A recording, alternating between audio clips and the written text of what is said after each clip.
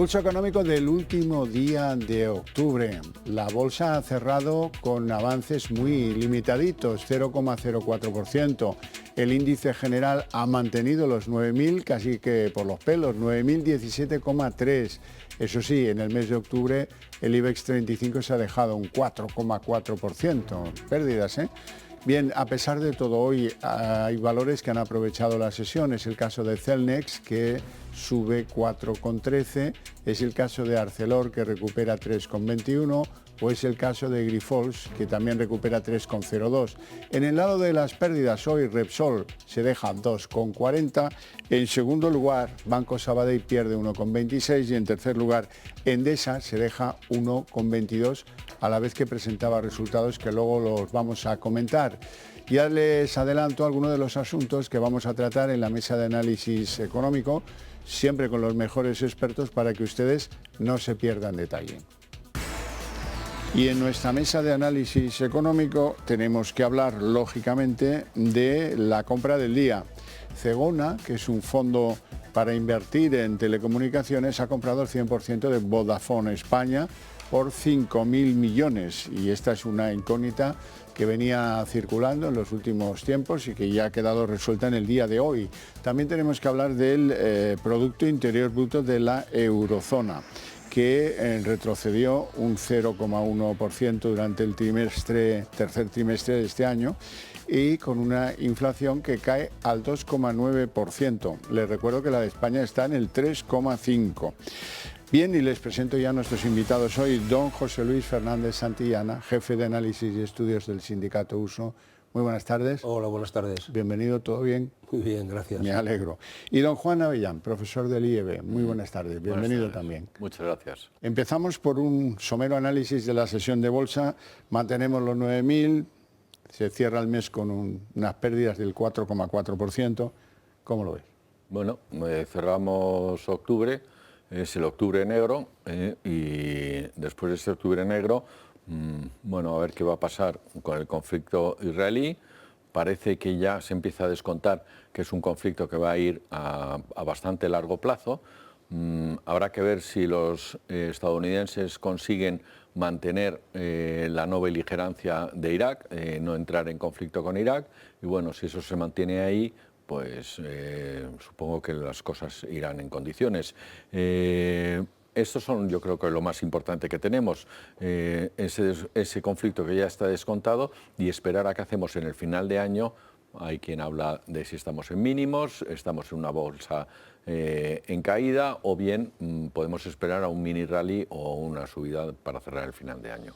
Don José Luis. Bueno, yo creo que estamos, coloquialmente diría que se han salvado los muebles a última hora, ¿no? Manteniendo los 9.000 en términos coloquiales. A mí me parece que hay unas posiciones que pueden seguir siendo alcistas, es decir, porque se ha comprado, y hemos visto como algunas que estaban hace unas semanas en posiciones bajistas, ahora son las que han plegado el tirón.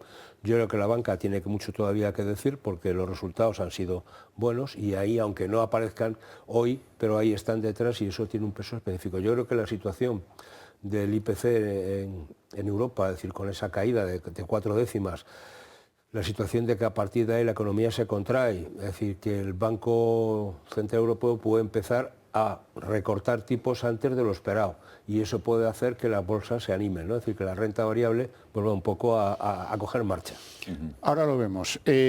Datos de octubre de la inflación en la eurozona, 2,9%, bastante positivos. Hombre, no son para tocar la pandereta, casi el 3% de inflación, pero sí que empiezan a abrir una brecha con respecto a la española que la comentábamos ayer, 3,5% de interanual. Ese es el dato y eso es lo que hoy hay que poner aquí sobre la mesa. Sí, y además es que tenemos que volver a hacer hincapié en que, aunque esté la eurozona en el 3,5%, ya hace más nos hallamos en el 2,9%, más cercanos de ese 2%, lo que hay que no perder de vista en ningún momento es la subyacente, que está en el 4 y pico por ciento, es decir, en el 4,2%. En España la subyacente la tenemos en el 5,2%. Y bueno, nos hemos salvado de una subida. Había agoreros que decían que estaríamos hoy en $135 el barril, con las consecuencias que tiene luego posteriormente para la inflación, pero parece ser parece ser que empieza a estar un poco contenida esa inflación, hasta el punto que con estas cifras pues ya ha salido el gobernador del Banco de Grecia diciendo que antes del final del primer semestre del año van a empezar a bajar tipos. No creo que ocurra como en los años 70, que se bajaron enseguida los tipos de interés y eso trajo un alargamiento de la crisis de una forma enorme, pero sí se ve un horizonte mucho más claro, que bien será finales o mediados del año que viene, pero se ve un fin de esa inflación. Don José Luis, a ritmo de 4 décimas por mes estamos a tiro del 2% a final de año. Bueno, veremos a ver. Sí, yo creo que lo que está claro es que ha pegado una reunión considerable y sobre todo a mí lo que, iba a decir, me da la risa, ¿no? No es risa precisamente lo que me da, es que durante hace unos meses nos ponían nuestro gobierno como ejemplo de lo que era la bajada de la inflación en Europa, ¿no? Es decir, liderábamos o teníamos la inflación más baja que había. Ahora ya estamos otra vez por detrás, ¿no? Es decir, ¿qué pasa? Cuando la inflación en Europa empieza a crecer menos, la nuestra empieza a crecer más. Y en los dos términos, crecer, porque no deja de crecer, es decir, crecer un 2,9 es crecer. Es decir, es menos que crecer el 4, pero sigue siendo crecer, y teniendo en cuenta que además la inflación es algo acumulativo. Entonces, me parece que a mí lo que me preocupa es las políticas que hacen que la inflación baje en el resto de los países de la eurozona. Aquí, ¿qué pasa? No funcionan, porque empiezan a crecer. Aquí hay algo, a mí no me acaba de encajar, ¿no? Y yo creo que la situación que vamos a tener en los mercados, lo comentábamos antes, es inflación bajando, crecimiento prácticamente plano o negativo, escenario de esta inflación cada vez más latente y patente. Y ante eso los gobiernos tienen que reaccionar. Y esta es la situación que tenemos. Y es lo que este gobierno nuestro no nos cuenta, ni nos dice. Este gobierno nuestro tendría que reconocer ese escenario que bueno, tampoco lo que pasa es que vive, yo diría, en el país de nunca jamás, en el país de Alicia, en el país, vamos, o Calviño en el país de las maravillas, me da igual como quieran ustedes llamarlo, ¿no? Pero es que es así. Es completamente irreal lo que nos están contando. El discurso de Calviño es siempre el mismo. Haga lo que hagan, las cifras macroeconómicas suben o bajan, y dicen estamos en la senda. Somos la locomotora. Somos la locomotora. Esto va fenomenal y es el resultado de las políticas, además es una frase hecha, es el resultado de las políticas económicas aplicadas por este gobierno. Siempre termina todas las frases diciendo esa coletilla. Entonces, bueno, serán buenas o malas los resultados, pero siempre es la buena política que ha aplicado este gobierno. Sí, pero fíjense, es decir, que aquí estamos, precisamente, es verdad, el Producto Interior Bruto en Alemania ha caído 0,1, Francia ha subido un 0,1, Italia se queda como está, 0. Es decir, quien ha pegado el leñazo gordo es Irlanda, sí, que se ha ido un punto, casi 2 puntos por debajo, más de 1,9 por ahí de recesión. Oiga, España crece el 0,3, o sea, es que triplicamos el crecimiento de los países de la eurozona. Oiga, un 0,3, o sea, vale, o sea, triplicamos. Pero, ¿por qué no cuenta usted lo que nos hundimos? O lo que ha subido Irlanda. O lo que ha subido Irlanda. Anteriormente, claro. Anteriormente. Claro. Bueno, nos gustaría estar en ese nivel. Antes lo comentaban ustedes, el Banco Central Europeo parece que ya se atreve a empezar a poner fecha a ese proceso de desescalada de los tipos de interés o de recorte de los tipos de interés y lo sitúa a mediados del 2024. Queda mucho para llegar ahí, pero es verdad que el gobernador griego es el que dice que en el verano del 24 estaremos ya desinflando los tipos. Yo creo que lo que ha querido hacer el gobernador del Banco Central griego es adelantarse a todo el mundo y no sé si estará en periodo o estará buscando un puesto en Europa o estará buscando un puesto en el gobierno o algo por el estilo, pero lo que ha hecho ha sido adelantarse demasiado.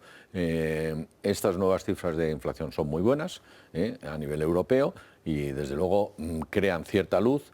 Pero vamos, de ahí a decir ya la fecha es esta, cuando todavía no estaba bien cerrada la anterior fecha, yo no me atrevería a decir tanto. Bueno, no sé, pero lo que está claro es que sí parece ser que a partir de estos datos de que la inflación empieza a controlarse, que es el objetivo, ¿no? Fundamentalmente de la subida de tipos que establece el Banco Central Europeo, la subida de tipos parece que se va a quedar ya estancada. Y a partir de ahí lo que nos queda es bajar. ¿Cuándo van a empezar a bajar? Bueno, pues podemos aventurar. Yo creo que tiene que ver, no podemos ver solo el fenómeno de la inflación, sino tenemos que ligarlo al tema del crecimiento del PIB. Y si el PIB empieza a bajar o no crece, porque falta liquidez, porque falta dinamismo a la economía, hay que inyectar, hombre, vamos a ver, si no podemos mantener tipos de interés altos, porque eso lo dificulta. Entonces hay que empezar a tomar decisiones y seguramente después yo diría que en el segundo trimestre del año ya se puede empezar a reconsiderar algunas bajadas de tipos porque hace falta una inyección, ¿no?, para que realmente la economía se dinamice. Europa es una locomotora muy potente, pero cuando está parada es muy muy difícil ponerla en marcha. Bueno, vamos a la bolsa española con atención preferente para algunos valores. Endesa es el caso, hoy presentaba sus resultados, han ganado 1.059 millones hasta septiembre, lo cual es un 28% menos. Y es el mensaje que algunos estábamos esperando. Oigan, no todo el monte es orégano. Hay compañías que se dedican a lo energético que están ganando un 28% menos. Es el caso, un 36% en bruto, un 28% en neto. Esta es la señal que algunos estábamos esperando para decir, hombre, lo de las eléctricas, pues a veces sí y a veces no. Sí, porque es que además Endesa lo que ha tenido es que ha sufrido mucho el precio del gas. Las oscilaciones del precio del gas le han afectado de una forma, no le han seguido a su resultado bruto, y entonces, bueno, pues ahí lo que ha ocurrido ha sido principalmente eso. Bueno, veremos qué es lo que ocurre en los siguientes trimestres, pero ha sido afectado principalmente por el precio del gas. Tiene mucha generación de ciclo combinado con gas, etcétera. Sí, efectivamente, y vamos a ver que el precio del gas todavía se puede pegar un arreón, no solamente pensemos en el petróleo. Sí. Es decir, que empieza el invierno duro. Hasta ahí que empezamos. Pero a mí me parece, a mí esto me da un poco, entre comillas, perdóneme, no sabía, un poco de risa, ¿no? Decir, hombre, ganan menos, pero es que ganan, son 1.000 y pico millones los que han ganado. Es decir, que, hombre, en pérdidas no están. Es decir, que ¿podían haber ganado más? Sí. Hombre, vamos a ver si de alguna manera, yo no entiendo si esto tiene que ver con el tema de los impuestos a las eléctricas. No, yo creo que objetivamente no tiene nada que ver con esto, tiene que ver con el incremento de costes de producción fundamentalmente. Pero bueno, tampoco nos rasguemos las vestiduras, es verdad, es decir, no se gana más, pero se sigue ganando. A mí lo que me preocuparía es que una gran empresa como es Endesa lo que estuviese fuese en pérdidas reales, pero no en pérdidas relativas, ¿no? Es decir... Bueno, pues vamos a hablar del BBVA, que hoy presentaba también sus resultados. El beneficio neto atribuido, 5.961 millones de euros entre enero y septiembre, lo que supone un aumento interanual del rango de los grandes instituciones financieras, 24,3% de aumento. Vamos a verlo. El grupo BBVA cerró los primeros 9 meses de 2023 con un beneficio neto de 5.961 millones de euros, lo que equivale a un incremento del 24,3% respecto al mismo periodo del año anterior, según ha informado la entidad financiera este martes al publicar su cuenta de resultados trimestral. Si se excluye el efecto de la inflación, el alza del beneficio a tipo de cambio constante fue del 37,9%, según ha señalado el banco. El abultado incremento se ha producido a pesar de que el banco tuvo que hacer frente a un desembolso de 215 millones de euros por el impuesto extraordinario a la banca en España. Los ingresos totales de la entidad en estos primeros 9 meses del año fueron de 22.104 millones de euros, lo que equivale a un incremento del 21,1% respecto al mismo periodo de 2022. De esta cifra, los ingresos por intereses netos se impulsaron un 29,4%, hasta los 17.843 millones de euros, mientras que los originados por comisiones netas fueron de 4.594 millones de euros, un 13,6% más. Los gastos de personal del grupo financiero fueron de 4.837 millones de euros, un 19,3% más.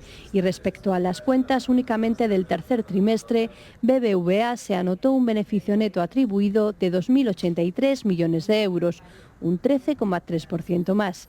El total de ingresos entre julio y septiembre alcanzó los 7.956 millones de euros. Y me temo que nos toca hacer un poquito de pedagogía, porque hay que contar cómo es posible que si las cuentas baten expectativas, el valor en bolsa haya caído un poquito aunque fuera. Vale, pero estamos acostumbrados ya a eso. Santander publica, cae en bolsa, en la misma jornada recuperó, veremos recuperar BBV, ha hecho unos resultados magníficos, está muy apoyado en México y está muy apoyado en España. Turquía sigue siendo marginal, ha crecido un poco el beneficio en Turquía, pero es marginal por los problemas que tiene Garanti, el banco turco, pues con las políticas que puedan tener en Turquía. Es un bien que tienen ahí latente, y cuando digo latente, Turquía tiene 85 millones de habitantes, no está excesivamente bancarizado, sí es muy digital la población que está bancarizada y tiene un futuro por recorrer enorme. México, que es la joya de la corona, al fin y al cabo es más del 50% del beneficio lo tienen en México. ¿Qué es lo que ha ocurrido? Pues que los tipos de interés en México llegaron a estar en el 14%, ahora han bajado un poquito, pero están en torno al 14%, y en España también ha subido el margen financiero. Han subido las comisiones, que es importante, cuando estamos viendo los bancos norteamericanos que están cayendo en beneficios. Precisamente esas comisiones implican no solamente lo que sean fondos de inversión o seguros, sino también lo que es el negocio de inversión. Han subido mucho los costes, en torno al 19%, pero sin embargo el ratio de eficiencia sigue estando muy por debajo del 50%, y esto significa que los bancos españoles, a pesar de la inflación y de la subida de costes que están teniendo, hay que tener en cuenta que el 60% de los costes de un banco son recursos humanos. A pesar de estas subidas que están teniendo, están manteniendo un ratio de eficiencia que está por debajo, por supuesto, de cualquier banco europeo. Los bancos españoles tienen el ratio de eficiencia más bajo, cuanto más bajo mejor, y están todos por debajo del 50%, con lo cual están en sobresaliente. Yo creo que son unas cifras magníficas, y espero que lo veamos en 2 días en bolsa. Bueno, los datos son los que son, no tiene más historia, ¿no? Entonces a mí, vamos a ver, yo lo que digo es que este tipo de situaciones es para que la banca no se rasgue tanto las vestiduras, y también de alguna manera, porque a mí todo este tema de los menores ingresos que han tenido como consecuencia del impuesto especial a la banca, a mí no me gusta esto de los impuestos especiales, sobre todo cuando se dice de los beneficios extraordinarios. Oiga, ¿por qué? ¿Consecuencia de la subida de tipos? ¿Pero dónde? ¿En Europa? ¿En México, como planteabas? ¿Nos vamos a Argentina? ¿Si hay algo por allí? Claro, este tipo de situaciones. Entonces, si usted tiene que ajustar un impuesto de sociedades, ajústelo, no pasa nada, pero póngalo, legíslelo y ya está, o sea, sin ningún tipo de problemas, ¿no? Y que se pague en función del beneficio que tienes, incluso si quiere usted haga una escala. Entonces, lo que me parece a mí es que los bancos están teniendo muy buen resultado, primero porque están asumiendo muy poco riesgo, es decir, ir a hoy a que te den un crédito, una hipoteca o cualquier otro tipo de historias es casi misión imposible, es decir, que no es nada fácil, sobre todo a la gente más joven. Segunda cuestión, las pymes tampoco es que les traten especialmente bien, no están prácticamente remunerando los depósitos, y luego las comisiones las han implementado, los tipos han subido. Es decir, es que, de verdad, yo no quiero entrar en polémicas, pero a mí me parece que lo de que la banca no pierde nunca o la banca siempre gana, es verdad. Y no me parece mal que gane dinero, ¿eh? Lo que digo también es que, oiga, vamos a ver si eso de alguna manera usted revierte y facilita de alguna manera el que los hogares tengan acceso al crédito, tengan acceso y ya está. Es decir, porque ahora mismo, insisto, es decir, si vas a pedir un crédito, una hipoteca, o simplemente es que es misión imposible, ¿no? A ver, yo tampoco voy a entrar en polémica. No, pero digo, yo me refiero a general, no entro en polémica, en particular, pero hay una cosa, hay una cosa que está clara.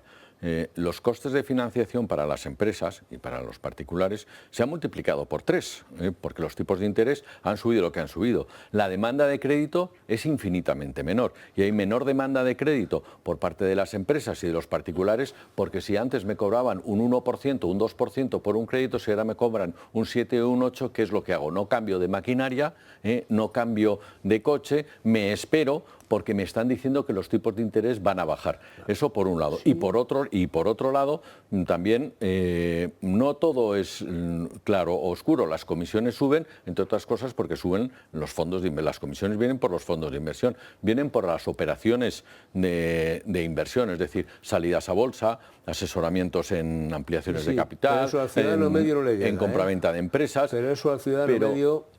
Pero el ciudadano en medio también es cierto, pero es cierto del banco, porque le hacen que su nómina se la cobre tienes que ingresártela en un banco, con lo cual el rehén de un banco y al final... A ver, al final claro, se puede ver como ser rehén de un banco o tener la satisfacción del servicio de un banco que le permite a uno cobrar la nómina, que el banco no te cobre nada por tener tu nómina, tu tarjeta, etcétera, etcétera, y si una persona es digital, puede perfectamente no tener ningún gasto. ¿Cuántos mayores de 65 años son digitales? Muchos son digitales y el servicio que da la banca a los mayores es infinitamente mejor que el que da la administración, en seguridad social, en Renfe, etcétera, etcétera. Cada día se quitan más taquillas de Renfe, cada día es más complicado. Ya no digo ir a la seguridad social o intentar hacer una operación por la seguridad social. Pero eso es misión imposible. Eso es misión imposible. Pero mientras que ir a un banco... pero igual a un banco tienes que pedir cita de prueba, tienes que entrar, es decir, tampoco te lo facilitan tanto. Es decir, que, vamos, a mí me parece que... mi experiencia personal es que los bancos suelen ser territorio hostil. Pero bueno, bien, o sea, cada uno puede contar la feria según le va. Y lo que conozco de mucha gente es que sin estar, digamos, molesto con el banco, tampoco que esté especialmente satisfecho. Sobre todo cuando tú tienes que tener determinadas cosas. Y luego, ¿por qué la gente no acude al crédito? Primero, más allá de que los intereses han subido, es que te van a pedir unas condiciones también precisamente para ello. Entonces, a partir de ahí la gente dice, es lógico. La misión del banco, la productividad, la actividad económica, los beneficios de las pequeñas empresas, ¿dónde van a parar? Sí, claro. Pero, a ver, la misión del banco, la principal misión de cualquier banco, más que mirar por el accionista, más que mirar por los empleados y por nadie, la principal misión de un banco es proteger los depósitos de los depositantes, valga la redundancia. Y para depositar... ¿No está el Fondo de Garantía de Depósitos? El Fondo de Garantía de Depósitos no es suficiente para garantizar los depósitos de los... Sí, pero el resto no, y lo hemos visto en la crisis del 2008. Y esa es la principal misión de un banco. Y para que estos depósitos estén garantizados, lo que tiene que ser es hiperresponsable en la concesión del crédito. Y si se agrava la situación económica, tendrá que tener criterios más estrictos a la hora de conceder créditos. Y es su obligación, porque la obligación de un banco es mirar por los depositantes, que son los que depositan la confianza en un banco, y un banco es confianza. Y por eso mismo tienen que ser en momentos de crisis más estrictos que en momentos de bonanza. Pero recuerda, hace 10, 15 años, cuando cualquier gente joven que iba a buscar una casa, no le daban ya el 80%, no le daban el 100, el 110%. O sea, ¿cuánta gente se ha pillado precisamente? Porque los bancos, todos esos criterios de solvencia, ya no están, no los aplicaron. No están. Son las cajas de ahorro que ya no existen. Ya no existen, sino que las entidades han desaparecido. Bueno, y los hemos tenido que pagar nosotros. Vamos a la noticia del día que se ha dado en el sector de las telecomunicaciones. Este fondo británico, Zegona, ha pagado 5.000 millones de euros por el 100% de Vodafone España. Véanlo. El fondo británico Zegona ha adquirido el 100% del negocio de Vodafone en España por 5.000 millones de euros, según ha confirmado la entidad en un comunicado. En el escrito han señalado que están muy ilusionados con la oportunidad de volver al mercado español de las telecomunicaciones. Esta adquisición supone su tercera operación en España, después de la acontecida con Telecable y Euskaltel. Según ha informado el fondo británico, los términos de la operación incluyen que Vodafone ofrecerá a Zegona un acuerdo de licencia que le permitirá utilizar la marca de Vodafone en España durante un periodo de 10 años. De esta manera, Vodafone y Zegona suscribirán otros acuerdos transitorios y a largo plazo para servicios que incluyen el acceso a la contratación, itinerancia móvil o servicios de operador, entre otros. ¿Barata, cara, qué les parece la operación por Vodafone España? Es el precio. Vodafone estaba en pérdidas. Y este fondo es un fondo experto en situaciones complicadas de empresas de comunicación y de tecnología. Entonces, ¿qué es lo que van a apostar? Pues está clarísimo. No se ha hablado de reducciones de plantilla, pero yo creo que por ahí también va a ir reducción de costes y poner la compañía en beneficios. Va a ser lo que van a hacer. Sí, tienen 10, va a ser una transición bastante bien organizada. Pueden mantener el nombre durante 10 años, como bien ha dicho, como bien se acaba de decir, y hay acuerdos para mantenimiento de tecnología. Es decir, la tecnología que está aportando Vodafone va a seguirse aportando. ¿Por qué? Pues porque el fondo va a pagar unos cánones a la compañía, con lo cual el cliente no va a notar absolutamente nada, probablemente los empleados algo notarán, y bueno, pues la compañía irá por Sí, ahí. hombre, los empleados algo notarán seguramente, ya se veía hacía ya meses, ¿no?, que había cierto rum de que podía haber ajustes de personal, tanto en la parte técnica como en la parte, digamos, de distribución, fundamentalmente en las tiendas externas. Bueno, hoy les ha llegado un comunicado a todos que les van a informar, es decir, a todos los empleados de la plantilla, respecto al alcance de esta compra. Bueno, pues tuvo 7.100 millones a 5.000, pues es una buena compra, y mientras que mantenga la compañía, pues bienvenido sea. Bueno, no tenemos tiempo para más, lo dejamos aquí con mi agradecimiento a ustedes dos por su presencia y sus opiniones, y a ustedes por su interés desde sus hogares, pero para ustedes tengo premio, y es que a la vuelta de publicidad arrancamos aquí la redacción abierta de la tarde con todo lo que nos trae la política hoy.